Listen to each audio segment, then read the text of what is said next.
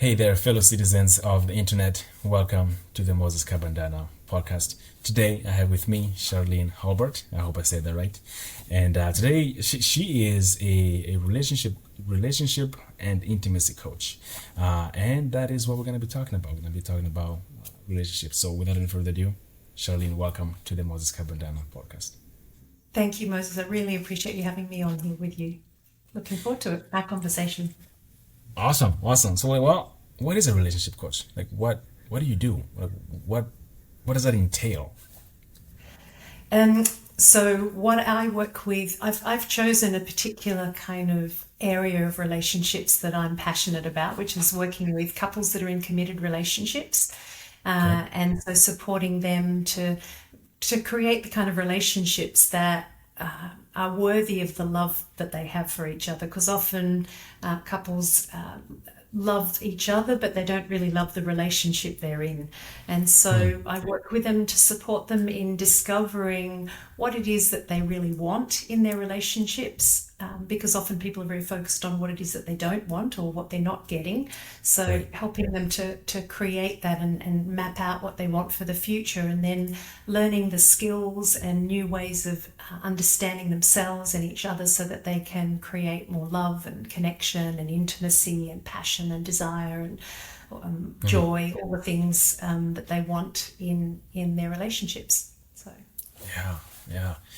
You just listed a whole set of words there, and love is the one that sticks. Is the very first one that you mentioned, and we throw this word around quite a lot, right? Yeah. And before you and I actually started recording, you mentioned that you also help people not only love the other person but love themselves.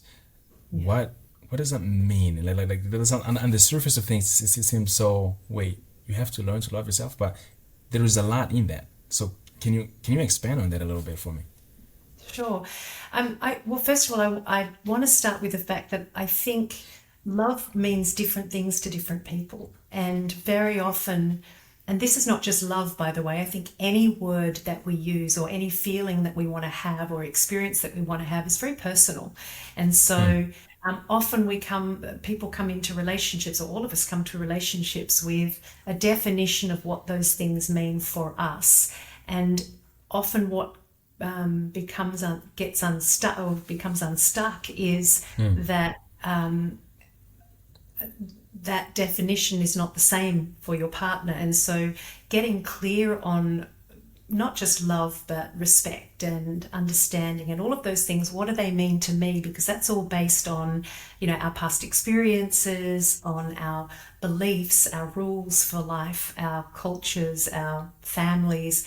We build this kind of idea of what love looks like. So sometimes in my work, it's about helping people understand what that actually means for themselves, because we very rarely identify that. And then understanding the other person's experience as well. And in any relationship, you really, if you want to have a better relationship, there's a lot of people that say you need to improve your relationship with yourself first before you can have a relationship. I don't necessarily subscribe to that theory. I think that both are possible.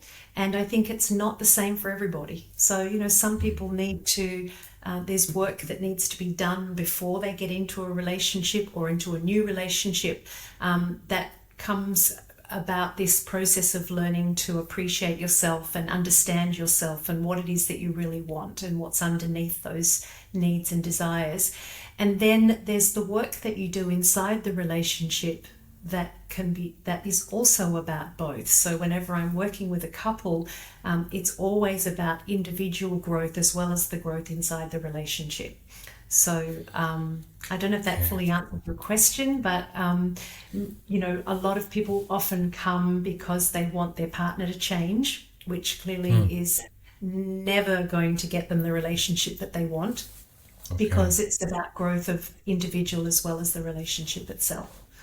So okay, so then in this process of trying to make the other person change, I'm guessing that's like a bad foundation.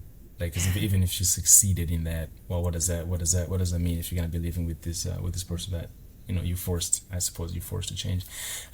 So okay, my question is like, what leads people to come to you, a relationship coach? Like, is there a lot of stigma? Is there a lot of shame in coming to a relationship coach? What's the biggest bottleneck and hesitancy that keeps people from finding a relationship coach? I think there's probably a few different things, and I think it's a really great question, because one of the things that I feel is that, first of all, coaching for relationships is quite new. Most people think of therapy and counselling when they think of healing your relationship or fixing a relationship. As a coach, I come from a very different perspective, if you like. So a lot of people are like, well, what's a coach? Or they come to me thinking that their idea of relationship coaching is somebody who's going to stick up for their side of the story. Like they come to you because they want validation of their experience, which is often about validation of their story and that the other person needs to change.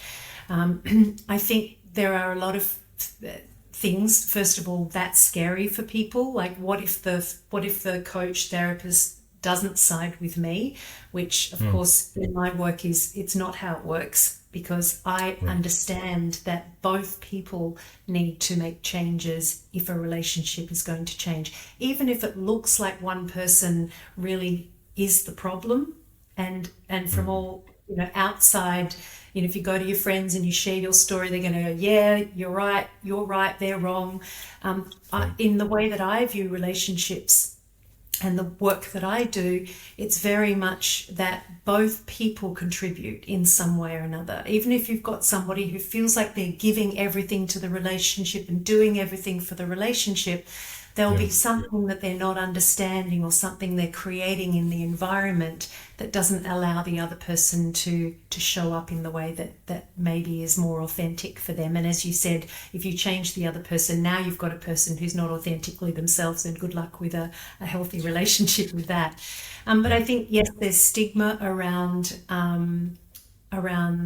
relationships, almost more than anything else. It's kind of, I find it quite strange actually sometimes, because you'll have people that quite happily talk about going to a therapist for their own work, but they don't want to talk about the fact that their relationship isn't working in some way. So there's a lot of shame around it. I think people feel that they should be able to have a successful relationship, and they don't want to let anybody know or talk about the fact that it's not working. That they feel, that we have all these misnomers that you get married, or you get into a relationship and suddenly, everything's going to be fine after that. So if it's not, there's something wrong with me. And that is really hard for people to accept. And so breaking that myth is really what I want to do. Is, why would you not have somebody support you in helping you see what you can't see? It's always there's a great saying that I heard once in a personal development course that I was in, that you don't know what you don't know. And often it's the thing, I've tried everything, but you haven't tried the things that you don't know yet that could potentially make the difference. And so finding support, we do it in businesses. You wouldn't run a business without getting some advice and support. Even having children, there's advice and support for having kids, and it's okay to get help with that. And I'd love to be able to really smash some of those myths, and not waiting until it's so broken that it's hard to fix. I would say, I also work as a wedding celebrant and officiant at weddings, and I love what I always give the couples a gift. And the gift is an hour's coaching session with me if they would like it for free. Because I think if you were to start your relationship out right and learn, start to learn some of the skills, and not wait till it's so incredibly broken that, there would be so many more relationships that would last, and there would be so much less pain and hurt, quite frankly. That's how I see it. So yeah. Man, that is well said. You mentioned earlier that one of the expectations that someone has when they're coming to a coach or to a therapist is expect the therapist to side with them. To like typically when they go to a friend, they're like, yeah, he's wrong or she's wrong, she did this.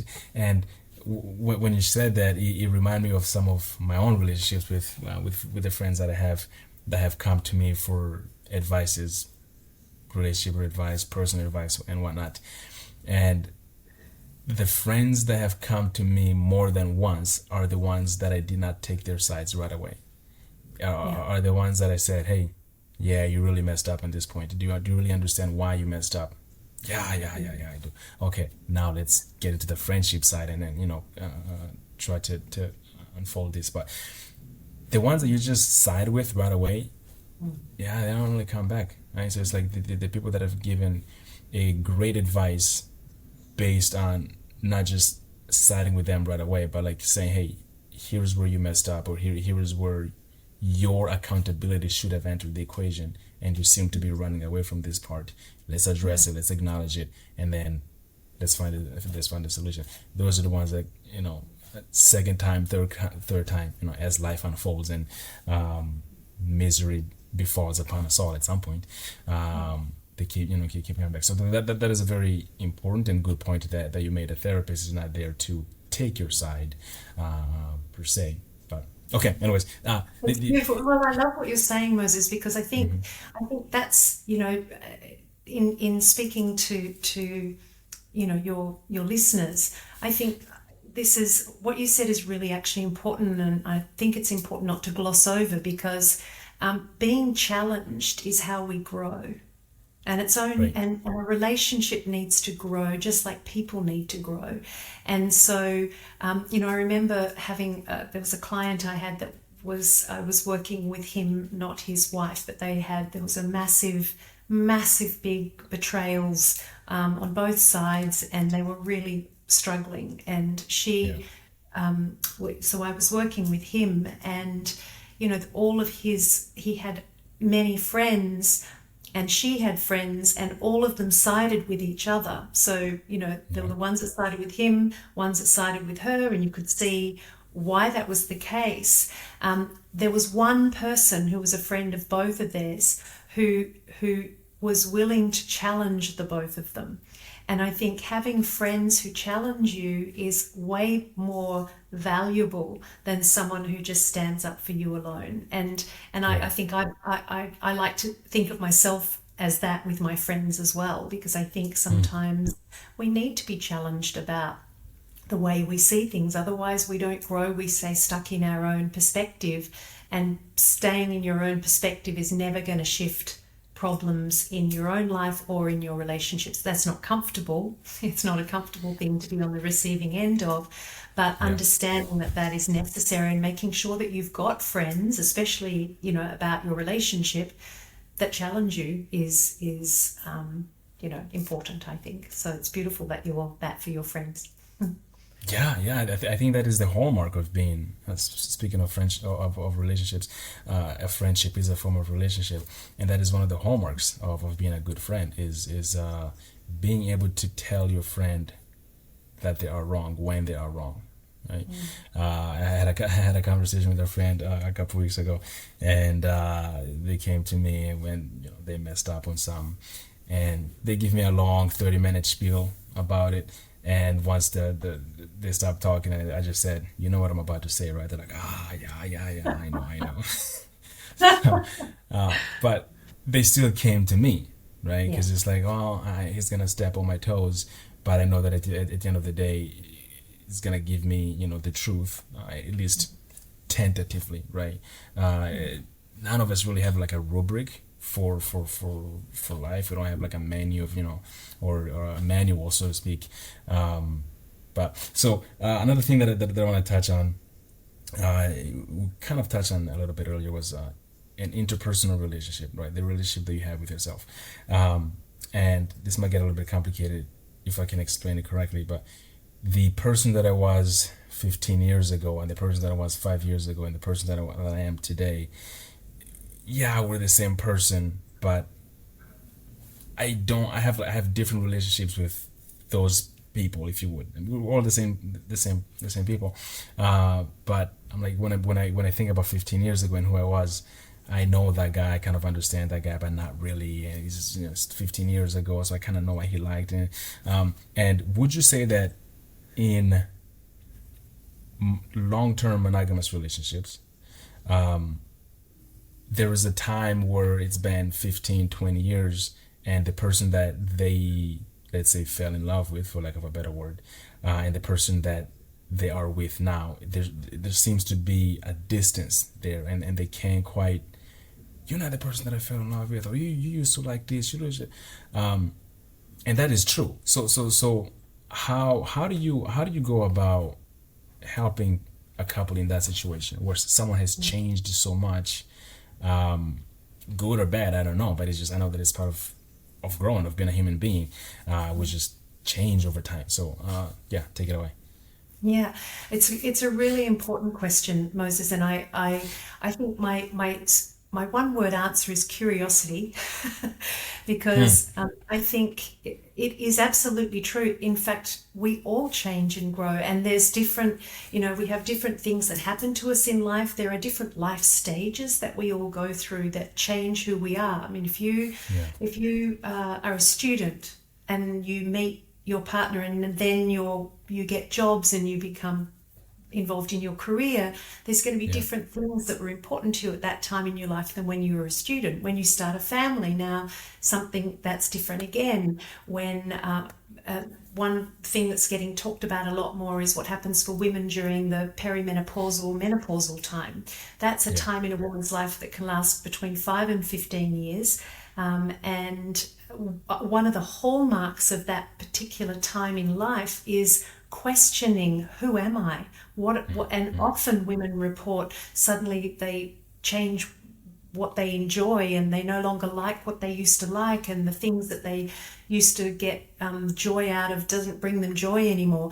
The old midlife male crisis that people, that's become a bit of a joke, is men have a similar thing. They reach a particular point in life. I prefer to call it a midlife review. I think if it's something that you go through unconsciously, it is a crisis. But if you are aware of it and you consciously move through that stage of your life, it's actually an opportunity to review what's important to you. And so, first of all, there's the understanding that we all grow and change whether we like it or not.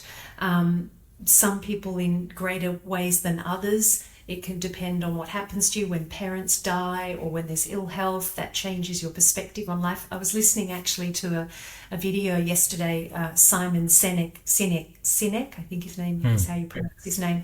And he was talking about how he used to be, he was an advertising guy, and he had an office that was right opposite the Twin Towers, and he was there the day that it collapsed.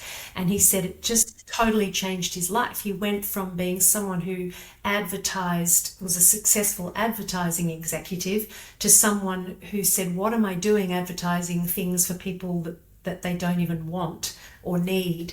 And it totally changed the trajectory of his life. And he started looking at, what was his purpose. And so that things totally change our lives. And then there's the small things. So I think it's really important for couples, and one of the things that I work with couples is how to stay curious about yourself as well as each other through the years. And that is about not taking things for granted. It's about having regular conversations about these kinds of things, having check-ins for your relationship to see, where are we at now? What do we want? To continually, it's not, when you say I do when you get married, and I know not everybody gets married, and certainly outside of the US, marriages in Europe a lot less than in Australia than other places, but when you make a commitment to someone in whatever way, that's when the relationship begins. It's not the end. It's not like, great, we've made that commitment, and that's the point at which you want to continually revise. What are our goals for our relationship? Who are we now? What's important to us? And having those open conversations, and not putting your partner also in a box. I know you. I know how you're going to react. I know what you want. Instead, being open to asking. And I have a couple that I worked with who did a lot of this with each other. It's like, I think you think this, or I think he thinks that, or I think she thinks this, or this is what I think. And the person would be sitting right there. And so I'd say, well, why don't you tell me what it is that you think and feel? And I think we do this in lots of different ways in relationships, especially over the long term. And it's that letting go of curiosity. So bringing curiosity back to who am I? Who is my partner? What is our relationship? What do we need to move through at this point is really, really important and challenging, because knowing things is what gives us certainty. So it's having to step out of that certainty into uncertainty on a regular basis, which is challenging for us all. I love that. Curiosity is, I don't know what life would be like without curiosity. Yeah, I mean, I don't want to get into Well, you could probably guess if you look at relationships, for example, that are not working so well, or when people have challenges with their kids, their teenagers. A lot of that's what the world looks like when there's no curiosity. And actually, probably if you look at the politics that we have in the world right now and the way that we all treat each other, there's no curiosity anymore. There's my side, your side, and if you don't see my side, then you're on the other side, whether that's true or not. There's not a lot of middle ground, and I struggle with that sometimes, just from being someone who has a tendency to see the grey areas. Just watching the world become more divided, and why I think, working with relationships is even more important than ever, because this is where we learn how to, where children learn how to love and appreciate and respect the people that are closest to you. If you can't do that, how does the rest of the world function? How do we get out in the world and be that way with others? So it's important. So sometimes you'll hear this in TV shows and even in real life. A partner asks the other partner a question, and the other partner responds with something to the terms of, well, if you love me, then you would know da da da da. Yeah. What is wrong with that statement? And how can we get rid of that way of thinking? I don't know if that question makes any sense. Like, how do you, because like on one side you're like, well, if I really love you, then I guess I would know that, but and I do love you, but I don't know how you want to. So does that mean I don't love you? Like what's the how do you go about having a conversation like that without insulting the other person's dignity? Oh, that's a really very deep and specific question, and I think it's a good one, because if people were asking that question, there would be a lot of room to move in a relationship. So I think first of all is understanding our deeper needs. For it. So very often that kind of statement, like, if you loved me, you would know, what that would say to me if I heard someone say that is that person has a rule for what it means to be loved, and or a belief about what love should look like, and that it's worth examining that, because when we all have rules around let's take love, because that's the one that you used. So if you loved me, you would know that. There is a rule that person has that limits their ability to experience love. So one of the things that I would, because if my partner has to know exactly what I need in order to feel loved, especially given the previous conversation that, thing that we were just talking about, that it's different for everybody, it changes, we all grow, that there is, if I have that you need to know everything about me without me telling you, then number one, there's no room for me to grow. There's no room for you to see me in any different way. There's also it's very difficult for me to see the ways that you do love me. And so I would just call that a really limiting rule and not very helpful. So there is, if you're the person hearing that from someone, then there is, tell me about that. Like, find out more about what that means. What is it that what does it mean for you to feel loved, and look at how can you help each other to broaden your definition of what love looks like. How can you help each other to feel the love that's being offered, and how can you expand the way that you give love to help that person feel love in a more expanded way. Does that make sense to you, what I've said? Yeah. Yeah. Yes, it does. Yeah. And one of the things that I almost always ask in podcasts or conversations like this is when a solution is provided to me. I often talk about the distance between having a solution and actually implementing that solution. Yes. So one of the things that it wasn't always natural to me, but now more or less it is if I'm having a conversation with someone that I truly think it's worth having, meaning like we're both trying to solve a problem within the confines of our relationship, right? The person will say their point, and I will repeat their point back to them until they acknowledge that the way that I repeated it is truly representative of what they meant to say. Beautiful.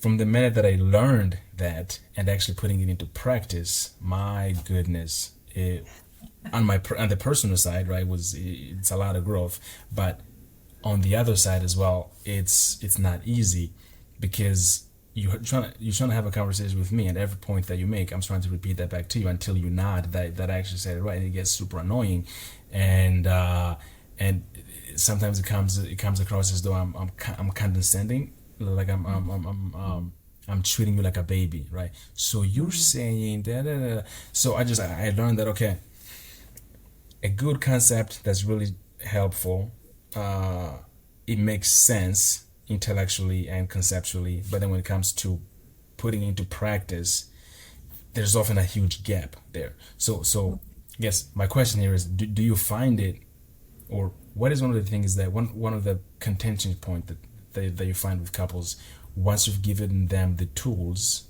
to either they want to improve their communication, or they want to improve their sex life, or whatever it is they want to improve, you give them the tools, and they agree that those are good tools they've given them, but when it comes to actually implementing them, there's just a big distance. What are some of those things that people struggle with from a conceptual standpoint to the implementation? I guess that's my question. That was like a really drawn out question there. No, it's beautiful.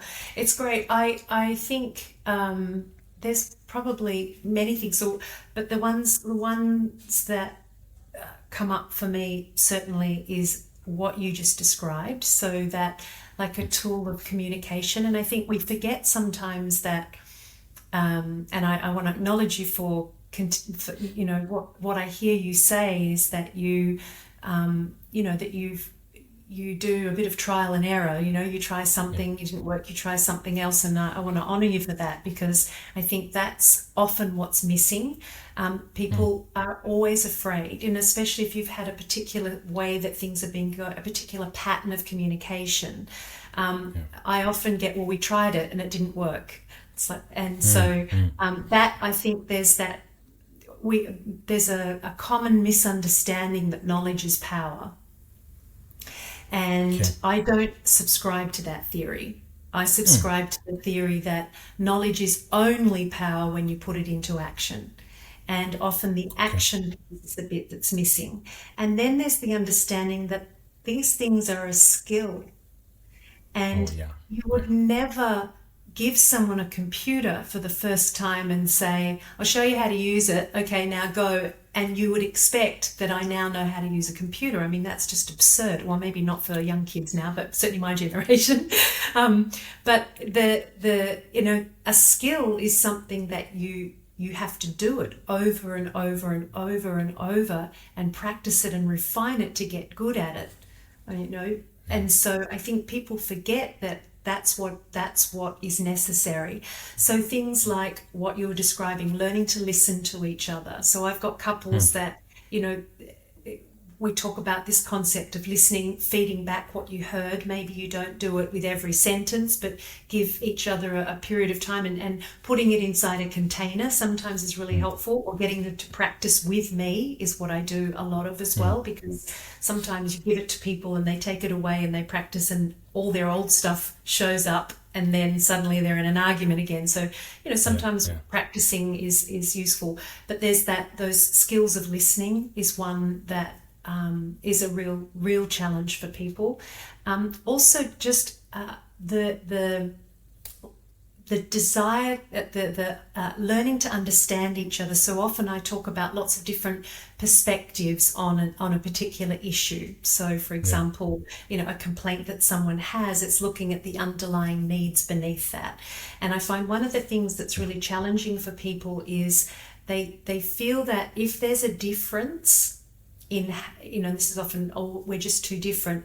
When you help people with understanding those differences, there's still this desire that, okay, I understand your perspective, but I still want you to do it like me. I still want you to understand it like me. So you say, I understand, but, which means now you haven't understood. Now you're trying to make the person into you. So I think that's that's a big challenge that people have, especially when they're learning to understand things from a different perspective. And I think just sometimes also some of the big challenges are the willingness to own that responsibility for their part in something, especially when there's been a lot of resentment and hurt, giving up some of those feelings that are getting in the way, or only having the ability or the desire to see the hurt and pain and not look for the hope and what else is there, because there's always more there than what you're looking at, always. And so I think that's a big challenge for people too. Like if there's a lot of resentment and hurt and you ask them, look for something that your partner does that's loving, because there will always be something, but the desire to hang on to the hurt and resentment limits their ability to even look for that. And so there's a lot of work sometimes in breaking that down and helping people to see their strengths. So, I always say, the past is really useful for, it's particularly in a relationship, the past is always useful for looking at what worked when things were going well. But where people usually go is they look at the past to find more evidence for the hurt they now feel. And so helping people to look for the strengths they have and what's underneath their criticisms, and then practicing the ability to look for something else is a big one. This is not exactly like a good segue, but as we were saying, this last part, this question came to mind. Do you find that there is upon understanding your partner's past, right, all of a sudden you have, I don't know if resentment is the right word. So let's say you find out about their partner or their partners, or and then all of a sudden, like, you just feel some sort of way. Like, is that a thing that couples wrestle with? And like, how do you go about amending that? I don't know if that's that question even makes any sense. So if I understand the question is it important to understand your partner's past history for when like let's say a couple has been together for like, I don't know, 15 years or something, everything's great, and then one of the partners finds out for one reason or another, or through, maybe it can be through a conversation between the two, and then you find out their sexual past, for example, and then all of a sudden you feel in some sort of way. Is that a thing that occurs, or that's not a thing at all? Yeah, for in some relationships that's absolutely the case, and that's, I think those times it's important to have those skills of how to talk about your emotions. So often, and I was actually just writing something about this today, the difference between our emotions and our feelings. And most often where couples get stuck is that they talk about their feelings and what they think they need, instead of what their real needs are, and coming from their emotions. So for example, if you find out about how many sexual partners your partner has had when you've been together 15 years, for example, if there's you have the emotion that you experience, and an emotion is something you feel in your body. It's a physical thing. And they've actually researched this. Emotions actually start in our body, not here or anywhere else. And so you experiencing, there's an emotion that you experience, and then there's the story that you have about it, or the judgment, or the way that you see it, or the belief that you have about it. And most people are communicating from their story about it, or the meaning they've attached to something, instead of the emotion that they're experiencing, which is the only true, authentic piece, if you like. So because there are many, many stories that you could have about that. So someone tells you about their sexual past, and you could be someone, because of the way that you view the world, your perspective on things, you would say, oh, well, the past's in the past, and hope you had a good time with those 300 people you slept before me. Or you have someone who makes it mean that this person lied to you, or that this person is no longer trustworthy.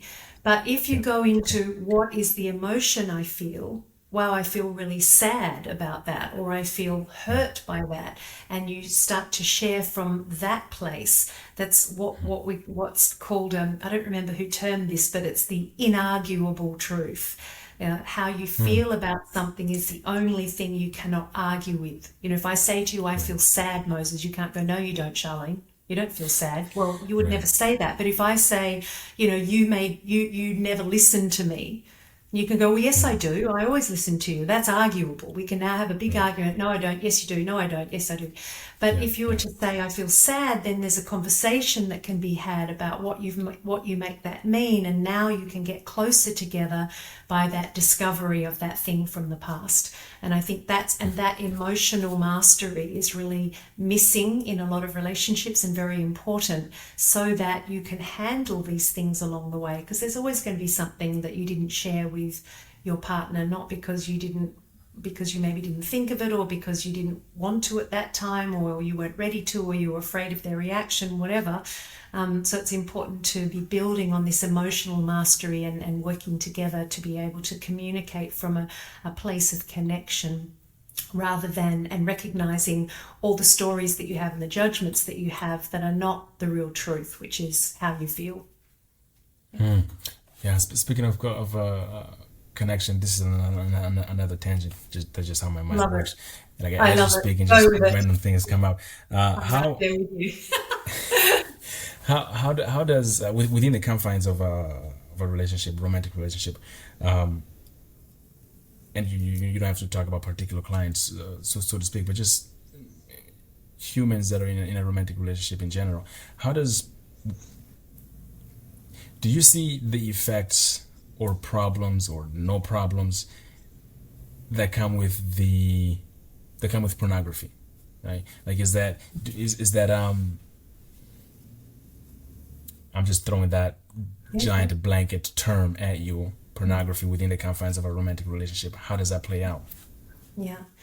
It is a big problem in lots of relationships, and there's no, again, I think it's really important for all of us to understand that no relationship is the same, and there's no one way to deal with things. So yes, pornography, I haven't had a lot of clients where that's been an issue, but I have had some where it is.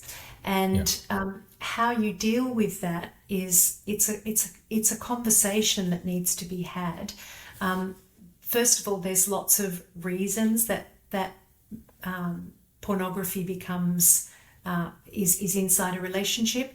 If it's not interfering with a relationship, for some couples, they can actually watch porn together, for example, and use it as a way to as one of their ways of building desire and connection with each other. Where pornography is a massive problem, of course, is where it takes the place of or contributes to the treatment or lack of integrity inside the relationship. So the first thing is, understanding the beliefs that both have about pornography, because that's important. I had a a client where she discovered that her partner was consuming porn, and their sexual relationship was not great. And for her, it was a massive issue that he had that, and how she experienced that. Going back to this conversation about our emotional responses, she'd made that mean that he was disrespecting her, that he was watching porn. And very often it's not about disrespect, it's about something else. So the meaning that she attached to that drove them further apart. And it was something that was really, really painful for her. So there's the first thing of him being able to understand her pain around that, and then to also look at what drives that behavior. So, and this can be explained with, I work a lot with something called the 6 human needs. And the needs for certain, that we all humans have the 6 basic needs: the need for certainty, variety, significance, love and connection, growth and contribution. And if we meet 3 or 2 or more of those needs at a very high level, like if we were to scale along 0 to 10, how you meet that need with a particular behavior, if you meet 2 or more needs at the same time at a very high level, then you'll create an addiction, either in a positive way or a negative one. And so, if helping her to understand that it was not out of disrespect for her that he was consuming porn, but more that he had needs that he was not meeting for himself in a positive way. And then how can they work together, have a conversation about that, and start to help each other heal in that way, was really important. And so it's, yes, porn can be a massive problem in relationships. Sometimes it's easily solved, sometimes it's not, but it is learning to understand the deeper needs underneath that, and how to meet those needs in different ways, and how to understand what you can bring to the relationship for that partner to help them meet those needs as well in a different way. Yeah, that helps clarify things. I mean, like if you're listening through or scrolling through all the corners of the internet, you'll get answers that range from, yes, watching pornography is equivalent to cheating, essentially. Right? And some people will, if their partner does that, they will literally end it because it's like, yeah, you cheated with someone else, right? All the way to, I don't know what you're talking about. Pornography is nothing. It doesn't have any effect. So I figured just throw the umbrella term and kind of let you dissect it there. So and as I said, I think it's that saying that, again, this goes with what we were talking about before too, about what does love mean? What's love mean to you? What does it mean to me? What does it mean to your partner? What does it mean? What does respect mean? And starting to look at what are the rules we have around that. And there's nothing wrong with someone saying, if pornography is a no-go zone, but that's important to communicate. And then also looking at understanding what's underneath different behaviors is really, really helpful, whatever the behavior is, and looking to see, is it a no-go? If it's a no-go, then that's, you're entitled to that. But you can always choose to leave a relationship if that's not what you want, or you can have a conversation to see whether there's a way that you can loosen those rules to maintain that love and connection and find a way through. That's a decision that people need to make. It's a shame that it's been an hour already and I haven't gotten to ask you, how is it that you ended up in this field? I haven't asked that yet. Yeah, well, it's kind of, it found me, Moses, I think, really. So I grew up with parents who loved each other very much, but they struggled a lot in their relationship. And I was one of 5 children. So my parents at a very young age had, 5 kids, and my father was a farmer. So he had a massive piece of land in Australia that required a lot of work. And he and my mother were both very big in contributing to the community and so on. They had a lot of values in common, but they struggled. And so, and what I saw in their relationship was how they tried very hard to make it work for themselves and for us. And they were born in the 30s, so but they did personal development courses, they did relationship courses, they did things to try and improve their relationship and to make it one that was deserving of the love they had. And so I think that was a really big early story for me. And then I had my own relationships that didn't last for various reasons, and sometimes were relationships where there was a lot of love, and just knowing that love was just not enough because of the way that we didn't communicate and connect together. And so I came to coaching actually through an English student that I had, who I helped change his career, helped him take the steps to change his career. And he said to me, "You're not just my English teacher, you're also my coach." And I went, "Oh." I'd been looking for what my next career was, so that was it. And then I came across, through the school that I studied my coaching through, I came across advanced relationship coaching training, and it just was like an aha moment. This is exactly where I want to be. This is the next phase for me in my life. And so I did the training and moved into this area of relationships because it fitted perfectly with what I believed in and what I wanted to contribute to the world next. So yeah. What is your absolute earliest memory that you can think of? Oh, that's a good question. I actually have very, very early memories, interestingly enough. So I have memories of when I believe I was about 2 or 3, and we traveled across the country in a car, which is crossing the desert, the Nullarbor Plain, before it had proper roads. And my mother, I think, was pregnant with my next sister, I think. So there were 3 of us, and then my mum was pregnant. So I would have been, 2. And I remember, funnily enough, going and visiting my aunt and uncle, and I had a cousin who was the same age as me, and we went outside to play. It was there was dew on the grass. It was a cold morning, and we went and played in the cubby house, and we didn't wear shoes. We came back, and my parents didn't mind that I had no shoes on, but her father minded very much. And I remember standing there while she was being absolutely given a shellacking for going outside without shoes on, and he couldn't tell me off because I wasn't his.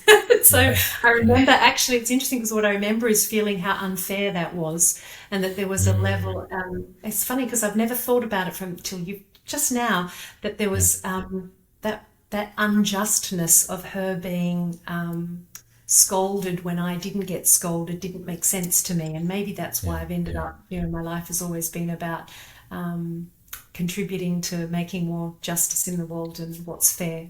Maybe that's it. That's interesting. I hadn't thought of that. Amazing. Wow, Sharlene Halbert, thank you so much for coming to the Moses Kabandana Podcast and sharing your knowledge. This is an area that a lot of people don't talk enough with good authority, right? And I just want to say thank you for coming and sharing that knowledge here on the podcast. Is there anything that you'd like to let the audience walk away with? Well, first of all, I just want to say thank you, Moses, for this opportunity to talk with your people and to have this conversation with you. I've really enjoyed it.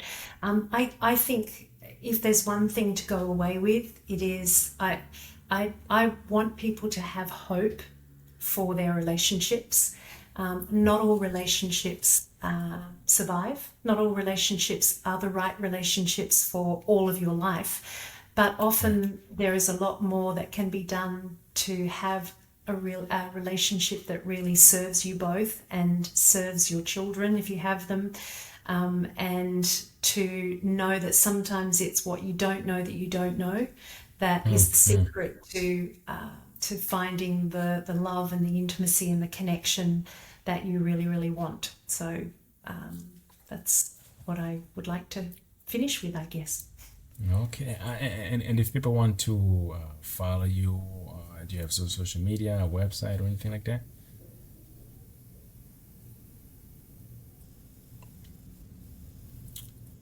If people want to follow you, do you have like a social media or anything like that? Yes, I do. I'm everywhere. It takes up all my weeks. Yes, so I'm on Instagram, I'm on TikTok, I'm on Facebook, and I'm on LinkedIn with Sharlene Halbert Coach.